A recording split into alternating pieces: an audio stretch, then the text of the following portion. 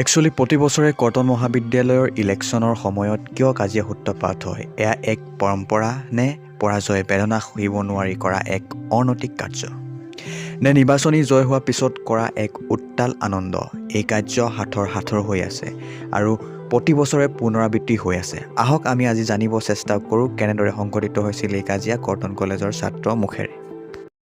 আছিলোঁ বাৰু মানে কি হ'ল, আমি হোষ্টেলৰ ছোৱালীখিনি মানে থৈ আহিলোঁ। আজি ৰাতিৰ সময় অকলে যাব লাগে ন। আহি মেলি যেতিয়া আমি আছিলোঁ সেইফালৰ পৰা মানে শিল আৰু কিবা কিবি দলিয়াইছিল মানে। তাৰপিছত এখন হোষ্টেলে Assamese হোষ্টেলে তাৰপিছত ইলেকশ্যনৰ আগদিনাও দলিয়াইছিল।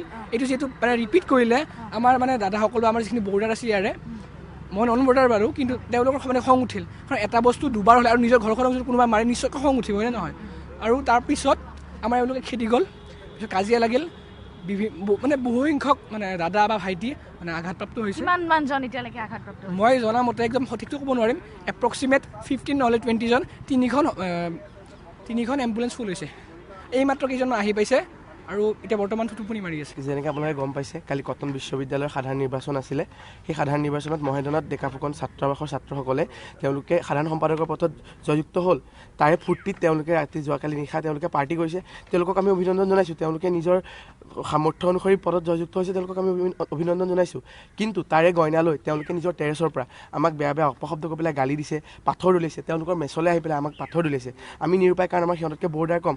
গতিকে আমি যেতিয়া সুধিছোঁ কি হ'ল সিহঁতে আহি পেলাই আপোনালোকে চাব পাৰে ৰুম নাম্বাৰ 1টো কমপ্লিটকৈ ধ্বংস কৰি পেলাইছে, ৰুমটো ভাঙি কৰি চুৰমাৰ কৰি দিছে। তাৰপিছত তেওঁলোকে আমাৰ ওপৰত এলিগেশ্যন লগাইছে যে আমি তেওঁলোকৰ মেচ ভাঙিছোঁ। কিন্তু দৰাচলতে তেওঁলোকৰ নিজৰ মেচটো নিজে ভাঙি পেলাই তেওঁলোকে ভিক্টিম কাৰ্ড প্লে' কৰিবলৈ চেষ্টা কৰিছে যে আমি সীতানাথ ব্ৰহ্মচৌধুৰী নবা ছাত্ৰাবাসৰ ছাত্ৰসকলে তেওঁলোকৰ মেচটো ধ্বংস কৰিছোঁ। দৰাচলতে তাৰ কোনো যুক্তি নাই, কাৰণ তেনেকুৱা ধৰণৰ কাম কোনো হোৱা নাই। মই কটনত কেৱল গুৱাহাটী ছাত্ৰই অধ্যয়ন নকৰে, ৰাজ্যৰ বিভিন্ন প্ৰান্তৰ লগতে বাহিৰৰ ষ্টুডেণ্টো ইয়াত অধ্যয়ন কৰে।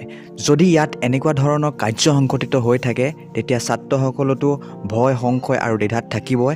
তাৰ সলনি অভিভাৱকসকলেও বহু চিন্তাত বা মানসিক কষ্টত থাকিবলগীয়া হয়। গতিকে এনেকুৱা ধৰণৰ কাজিয়া হোৱাটো মুঠেই সুখকৰ নহয়। আপুনি বা কি কয় কমেণ্ট কৰক, আৰু যদি ভাল লাগিলে লাইক, শ্বেয়াৰ আৰু ছাবস্ক্ৰাইব কৰি দিব আমাৰ চেনেলটো। ধন্যবাদ।